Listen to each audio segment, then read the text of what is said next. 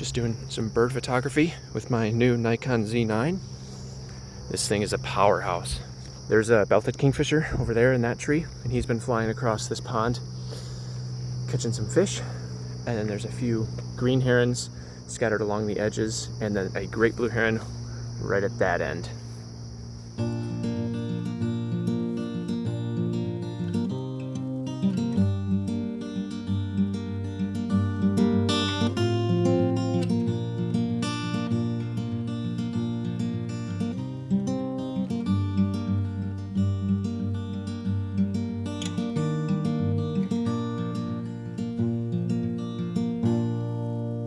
So far it's been a great morning, getting some cool footage and photos.